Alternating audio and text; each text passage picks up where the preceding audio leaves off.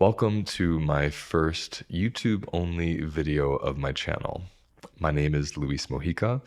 I'm a trauma therapist. I specialize in somatics and nutrition. And these days, I mostly do education.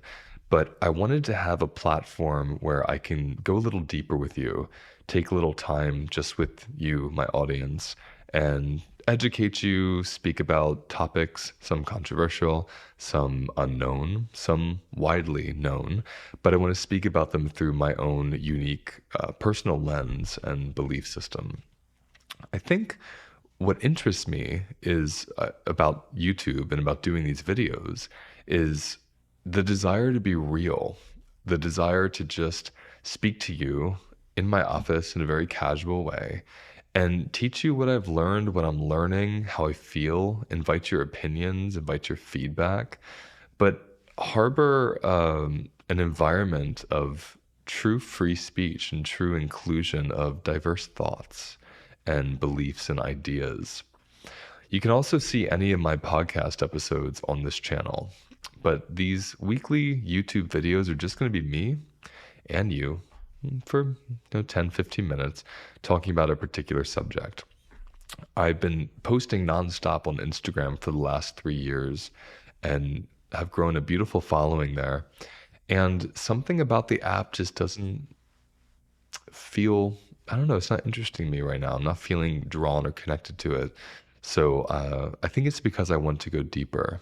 I want to be able to dive into concepts that are nuanced and some complex, some that really need spoken word and time.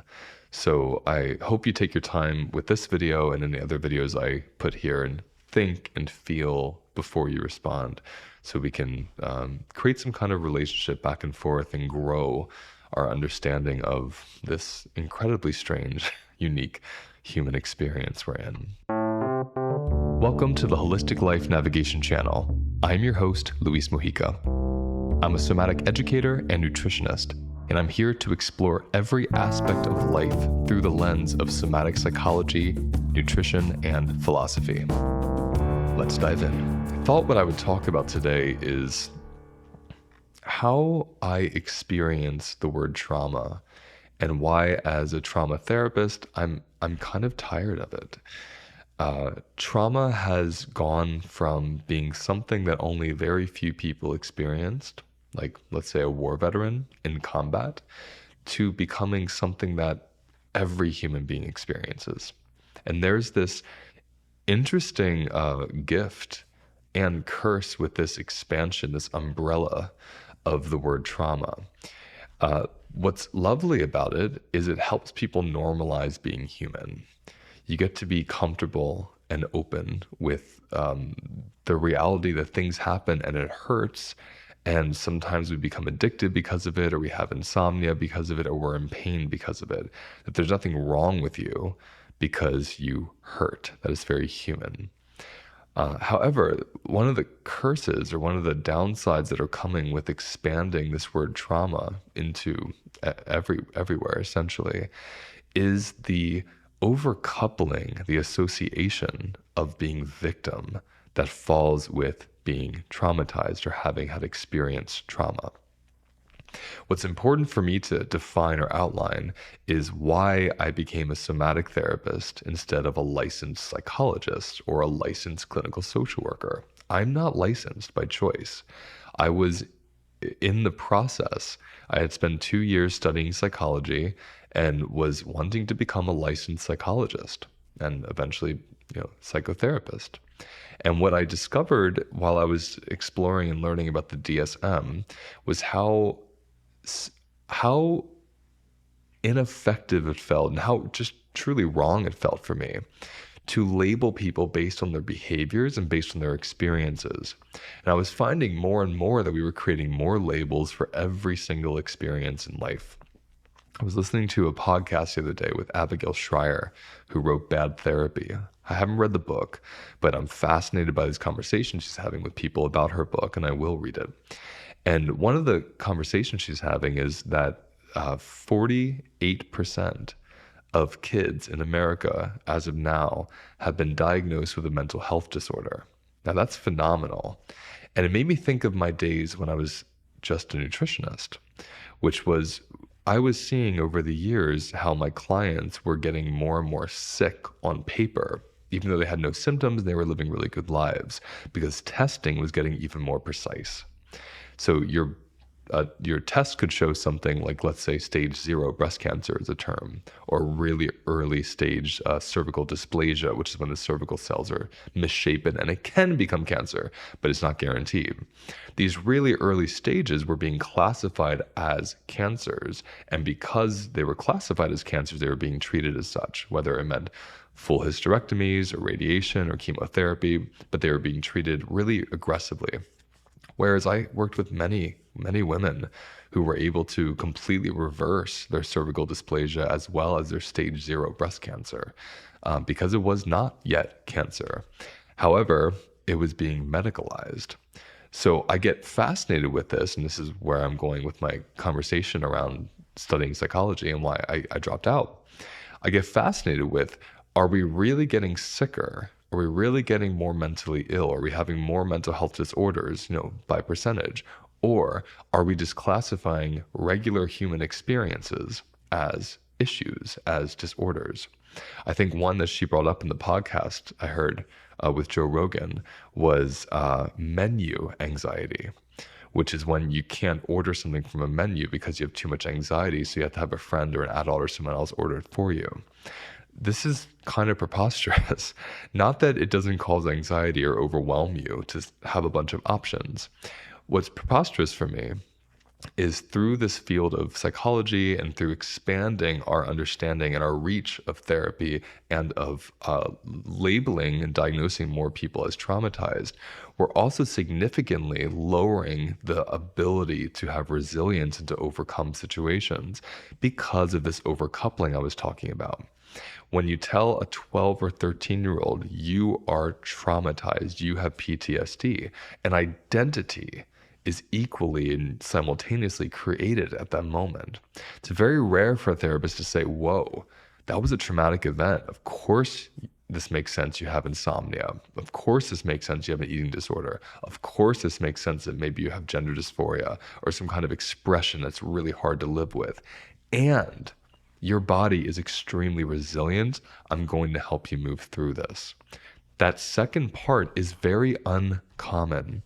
And what made me start practicing somatic work and specializing in trauma was I dropped out of school, studied nutrition instead, and started working full-time in private practice as a nutritionist.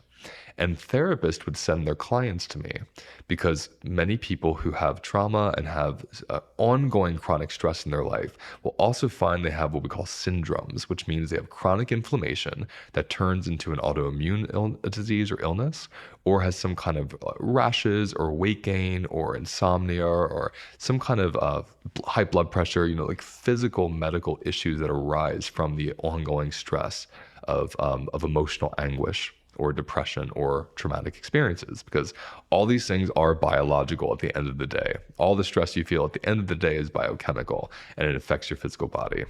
So therapists who were more holistic minded but didn't have any training in food would send their clients to me because they would say, well, I'm working with someone that had a lot of childhood sexual trauma. One way they dealt with it was through binge eating. And because of binge eating, they have gained excess weight, they are pre-diabetic, they have high cholesterol, they have eczema, all these things from the excess amounts of food and how the body was experiencing those foods. So as I was working with these individuals, I was finding incredible efficacy. I mean, the results were phenomenal. People were moving through their syndromes and their symptoms much quicker with me than they were with their talk therapist, to the point where I was seeing this consistent trend, a pattern, where they would stop going to therapy and solely work with me. And at the time, of course, in my 20s, this gave me a lot of pride. I felt really excited. I thought, well, I'm doing something right because they're able to stop therapy, which to me is always a good thing. This idea that you should be in therapy for life is not something I'm behind. Even though I work as a trauma therapist, I don't believe in therapy for life. So they would and therapy, and they would come work with me, do more work with their lifestyle, do more work with their diet, do more work with their mindset, and then they would move on and have pretty incredible lives. And I mean, these are people with intense disorders, not just someone that has menu anxiety, but someone that has, severe debilitating chronic stress, someone that can't leave the house, someone who's truly agoraphobic, someone who has such horrible social anxiety, they pass out. I mean, really intense situations and intense upbringings. But what wasn't being explored by their doctors or their therapists were things like, what's your life like? How many friends do you have? Do you trust your friends? Do you eat breakfast? How many coffees do you drink a day? Most of the things that are classified as a disorder, whether it be depression or anxiety, are really healthy stress responses to environment. If someone's mother dies who they adore, and they're left with their father who isn't abusive but isn't as emotionally intelligent or deep as their mother was, they should feel anguish. They should feel sadness. They should feel suddenly alone and confused. There's no disorder there. That's a healthy response to an environment. If someone went to school and forced themselves to get a degree in something they don't really like because their parents told them to, and they're working at a job for 20 years they have no interest in, they have no friends they connect to, all they look forward to is going home and eating and watching TV, well, they should feel isolated. They should feel hopeless. They should feel tired and lethargic and unmotivated. That's not a disorder. That's a healthy response to environment. So I had the privilege of really working with people who had so identified with their disorders, yet as they changed their environments, and especially when it started with changing their diets, everything started to shift. These markers, these expressions that would be identified and classified as a disorder started transforming. These people had no disorders. They had a very healthy response to their environment. So I'm interested now, as I've been teaching publicly tens of thousands of people over the world. My work really blew up in 2020. I had been working by myself in private practice in a little tiny dark office, literally on the side of the mountain in this little town called West Saugerties near Woodstock, New York. And I had a full-time booming private practice. I mean, 10-hour days back to back, 5 days a week, sometimes six, all word of mouth, because what I was doing was so effective. And even when I say that it wasn't what I was doing, it's what my clients were doing. They were leaving their therapy and they were changing their lifestyle. They were changing how they related to themselves. And they were changing what they were eating, and they were improving drastically. And this isn't to say therapy is bad, but what I'm saying is I'm noticing in the last several years, especially with telehealth and with a lot of us kids in particular being stuck at home during the pandemic, you saw many more people being identified by mental health professionals as having a condition. And when you identify someone with a condition, you also give them an identity, especially kids, but adults as well. So I'm starting this, I'm using this video, this time, just to say, consider identities you've been given, as well as identities you've sought after and attached to, and how much of those identities do you grasp onto? How many of those do you believe are you? How many of those do you defend and protect? I'm always amazed when I see someone's bio on Instagram and there's a list of all of their autoimmune diseases and their diagnoses. It's interesting that we would feel that it's that important that we need to put that in our profile. That's someone that I would say question what you're identifying with. Because the second part of that story, like I said earlier, that a lot of us therapists don't tend to say is you're resilient. You're going to overcome this. I'm going to help you overcome this, rather than you have PTSD, you're going to need me for life. I don't want to medicalize people. I don't want to give people identities. That is what propelled me to drop out of psychology and get into the holistic field of nutrition and then somatics. Because somatics is all about dropping identity. It's about feeling how the story of your experiences live in your body right now. Feeling how the identity you give yourself, or the way you talk to yourself even, lives in your body. In these moments right now, we are free. If you are watching this, it's 14 minutes or so. If you're able to sit down and watch me on a phone or a computer say this to you, chances are right now you're not experiencing active threat. So this is kind of an invitation, if you will, to look around you and to notice I've been through some shit. And right now, in this moment, can I feel my survival? Can I feel my resilience? Can I feel my joy? Can I feel where I am? This is the beginning of many discussions I hope to have with you on here. Please ask any questions you want in the comments. I am a free speech advocate. Say whatever you want, even if it's horrible to me, I can handle it, but try to be respectful to other people commenting. And I'll look forward to seeing you next week. Thank you for watching today's episode. Please like and subscribe if you found it useful, and let me know in the comments what you want me to cover next.